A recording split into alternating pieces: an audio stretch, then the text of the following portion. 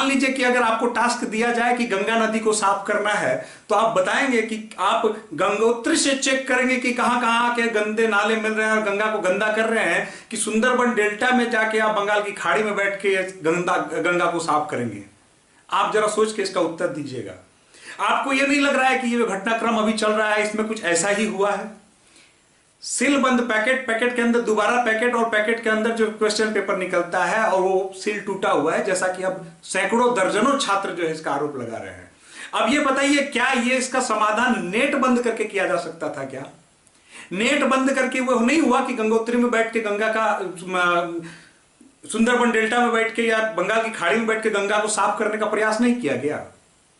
बहुत अच्छी बात है, बहुत अच्छी पहल है, बहुत अच्छा स्टेप था, एक बहुत चमत्कारिक स्टेप था। सब लोग चौंके थे कि गजब का हो गया, बहुत अच्छी बात है।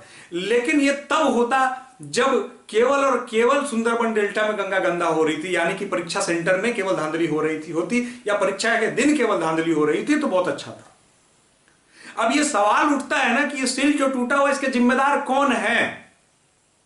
यह सवाल बनता है ना कि 2 पैकेट में बंद है, उसके बाद सील टूटा हुआ, तो इसके जिम्मेदार कौन है? पहले यहां से सवाल शुरू करना है, क्योंकि सवाल ही मैं उठाता आया हूं और अकेले सवाल उठाता था। अफसोस इस बात का था कि उस वक्त लोगों ने मेरा साथ नहीं दिया और लोगों ने मुझे समझा तक नहीं। मैंने कोई गुनाह तो नहीं किया था ना मित्रों, सवाल ही ना पूछा था। और सवाल क्या पूछा था? सवाल इतना पूछा था कि क्या वो दोषी एजेंसी जिन्होंने छात्रों का जीवन बर्बाद किया अब वही परीक्षा ले रही है, या जो ले रही है उसका उससे कोई संबंध तो नहीं है? यही ना सवाल पूछा था। सवाल यही ना पूछा था कि जो एसआईटी की रिपोर्ट, जो जांच चल रही है, और इन जांचों का रिजल्ट क्या हुआ, कौन से बड़े बड़े मछली पकड़े गए, कौन से दोषी गुनाहगारों की गर्दन पकड़ी गई, इतना बड़ा परीक्षारोधी कानून आया है कि उस कानून से कितने लोगों को दंडित किया गया, क्या यही ना सवाल पूछा था? सवाल पूछना भी लोकतंत्र वाले देश में गुनाह है क्या? लोकतंत्र में सवाल भी नहीं पूछ सकते क्या अपने व्यवस्थापकों से? और इस सवाल को पूछते हुए छात्रों के एक समूह जो कम से कम जागृत था, जो आज भी जागृत है पीआईएल ग्रुप के रूप में, उस छात्रों के समूह ने एक प्रयास किया कि एक ट्विटर अभियान चलाया जाए। एक नहीं, 2 ट्विटर अभियान चलाए गए। हैशटैग आप जानते हैं, no SIT report no CGL examination. फिर चलाया गया कि no fair agency no CGL examination. लेकिन अफसोस इस बात का मुझे है कि उस वक्त लोगों ने साथ नहीं दिया। उस वक्त सब कुछ जानते हुए भी शायद लोगों ने साथ नहीं दिया। अगर उस वक्त साथ दे दिया होता, आप बेहतर समझ रहे हैं कि मैं किन की बात कर रहा हूं, अगर साथ दे दिया होता तो आज ये दिन देखने की नौबत नहीं आती। उस वक्त सबने मुंह में दही जमा के रखा, किसी ने सवाल नहीं पूछा। सवाल ही तो पूछना था। आप गुनाह कौन सा कर रहे थे? आप किसी को आरोपित तो नहीं कर रहे थे ना, आपके मन में कोई संदेह था तो उसका सवाल दाग रहे थे आप। अब कुल मिला के ठीक है, वो फेल हो गए, मामला निपट गया। उसके बाद लोगों ने पीआईएल दर्ज किया। मैं उन बच्चों को सबसे पहले तो साधुवाद देना चाहता हूं, क्योंकि अब उनका ग्राउंड इतना मजबूत है कि जो अंदेशा, जो आशंकाएं उन्होंने एग्जाम से पहले जताते हुए पीआईएल में दर्ज करी थी, लगभग कुछ न कुछ ऐसे ही घटनाएं घटित होने का आरोप विद्यार्थियों के द्वारा लगाया जा रहा है। अब मैं आशा करता हूं कि अब सैकड़ों, दर्जनों, हजारों, लाखों विद्यार्थियों की आंखें खुलेंगी जिनको लगता था कि सवाल पूछना गुनाह है। सवाल मत पूछो, चुपचाप एग्जाम का डेट आए तो एग्जाम में जाके बैठ जाओ, इसी से इतिश्री हो जाएगी। अब मुझे तो यह भी लग रहा था कि 21 तारीख को जिस प्रकार से हुई, अगर 22 तारीख को सब कुछ शांतिपूर्ण तरीके से निपट गया होता, कुछ मुट्ठी भर छात्रों ने हिम्मत नहीं जुटाई होती ना अन्याय का विरोध करने का, तो शायद अभी इस वक्त लोग अपनी पीठ थपथपा रहे होते और आयोग की भी पीठ थपथपा रहे होते कि भैया मैंने सही कहा था ना कि इस बार फेयर एग्जाम होने जा रहा है। अभी लोग पीठ थपथपा रहे होते, अभी आपका साथ नहीं दे रहे होते। ये तो खैर मनाइए उन बच्चों का हौसला जिन लोगों ने आवाज उठाई, और अब मैं खुश हूं इस बात को देखकर कि लोग जागे हैं, लोगों ने भी आवाज उठाना शुरू किया है। मैं हाथ जोड़ के विनती करना चाहता हूं तमाम लोगों से, कृपया छात्र हित में आगे आइए, छात्रों के लिए आवाज उठाइए। लेकिन उसके पहले जो एक महत्वपूर्ण बात है वो मैं बोलना चाहता हूं मित्रों, कि आप जो छात्र हैं आप भी कम दोषी नहीं हैं। आपको ये हमेशा लगता है कि जो करेंगे शिक्षक करेंगे, जो करेंगे यूट्यूबर्स करेंगे, जो करेंगे कोई करेंगे, हम नहीं करेंगे। तो याद रखिएगा, एक शायर ने एक शेर में कहा है कि ना हम सफर न किसी हम नसी से निकलेगा, न किसी हम सफर न किसी हम नसी से निकलेगा, हमारे पांव का कांटा हम ही से निकलेगा। ध्यान दीजिएगा मित्रों, जब तक आप आगे नहीं आइएगा कुछ नहीं हो सकता है।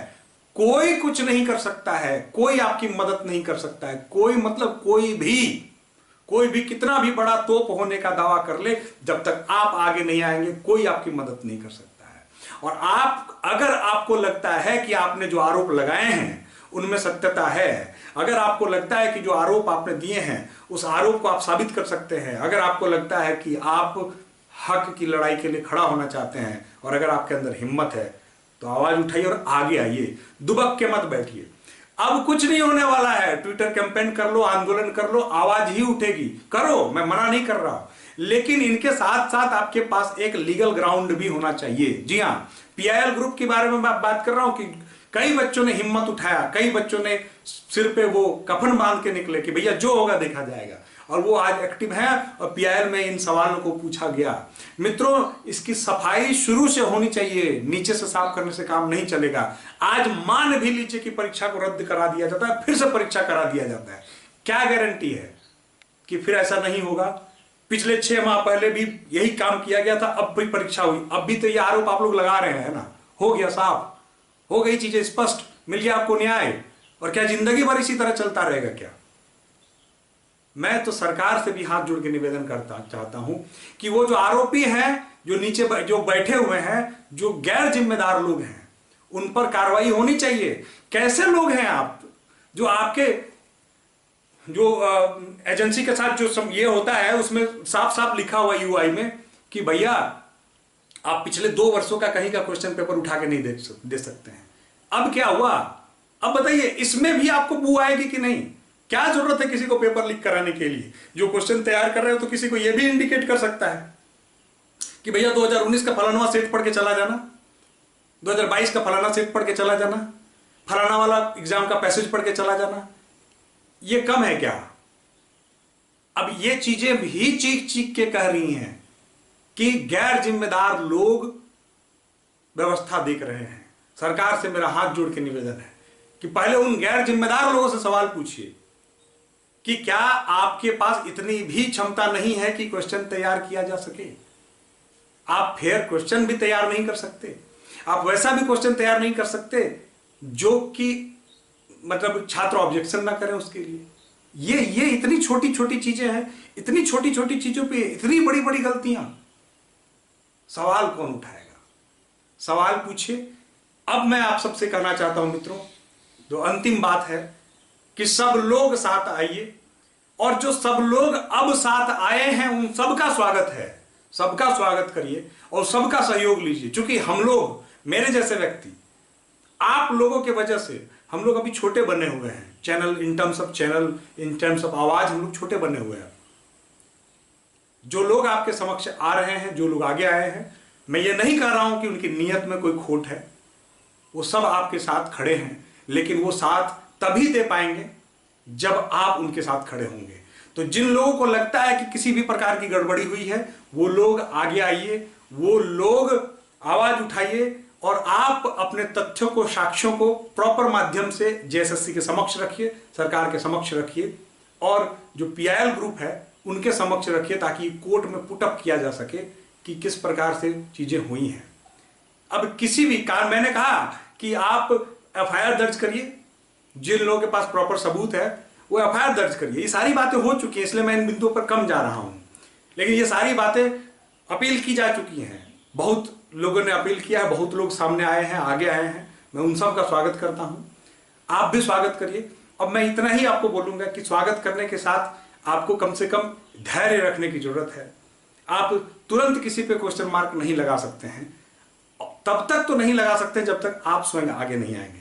आप आगे आइए, आप क्वेश्चन मार्क लगा सकते हैं जब आप आगे बढ़ेंगे। और हिम्मत रखिए मित्रों, आप कुछ गलत कर रहे हो तो तब आपको डरने की जरूरत है ना। आप जब गलत कर नहीं रहे तो डरने की क्या जरूरत है? सवाल पूछना लोकतंत्र में गुनाह है क्या जी? इस लोकतंत्र में आपको सवाल पूछने से भी कोई रोक लेगा क्या? और आप तो जागरूक इंसान हैं, आप सभी ग्रेजुएट हैं और आप सभी अपने अधिकारों से वाकिफ हैं। सवाल पूछिए केवल, और कुछ नहीं करना है। सवाल जो ट्विटर के माध्यम से पूछा गया, सवाल जो आंदोलन के माध्यम से पूछा गया, और जो सवाल अब कोर्ट के माध्यम से पूछा जा रहा है, इन सवालों के जवाब चाहिए। जब पहले ये सारी चीजें स्पष्ट हों, उसके बाद एग्जामिनेशन का डेट आए, चीजें फेयर हों। अगर ये सही सिद्ध हो जाते हैं, जो कि अगर बच्चे आगे आ जाते तो निश्चित रूप से हो जाएंगी, तो परीक्षा रद्द हो, और केवल 22 नहीं 21 की भी रद्द होनी चाहिए। लीपापोती नहीं चलेगी, क्योंकि जो गलतियां की गई हैं अगर एजेंसी तक बात फिर पहुंचती है तो सवाल के घेरे में तो सब लोग आएंगे ना। लगेगी आग तो सब लोग आएंगे जद में, हमारा अकेले का मकान थोड़ी है, वही वाली बात हो जाएगी। तो मैं आप सबसे निवेदन करना चाहता हूं छात्रों, पहले आप हिम्मत जुटाइए, पहले आप एकजुटता दिखाइए और तमाम जो लोग भी आपके साथ अभी आगे आ रहे हैं सबके साथ जुड़िए। एक कॉमन राय मशविरा जो तैयार होता है उस राय मशविरा पे जो है काम करिए और जैसा जैसा एक कॉमन निर्देश तैयार होता है उस निर्देश के हिसाब से काम करिए, ताकि ये जो अन्याय के खिलाफ जो लड़ाई है इसमें आपकी आवाज बुलंद सके। और ध्यान रखिएगा, पुनः रिपीट कर दूं, ये लड़ाई किसी शिक्षक की नहीं है, किसी यूट्यूबर की नहीं है, न किसी थर्ड पार्टी की है। ये लड़ाई छात्रों की है, आपकी है, आपके अपने हित की है, आपके अपने कैरियर की है। इसलिए सजग भी आपको होना पड़ेगा, जागरूक भी आपको होना पड़ेगा, आवाज भी आपको उठाना पड़ेगा। और अगर आपको लगता है कि गलत हुआ है तो सबूत भी आप ही को देना पड़ेगा और तभी कुछ हो सकता है, अन्यथा कुछ नहीं हो सकता है। आयोग पूरे अपने रफ्तार में है, बहुत जल्दी हो सकता है कि आपके समक्ष आंसर की, उसके बाद रिजल्ट, सारी चीजें आपके सामने लाके पटक दी जाएंगी, फिर आप माथा ठोकते रहना, कुछ नहीं होने वाला है। ध्यान दीजिएगा।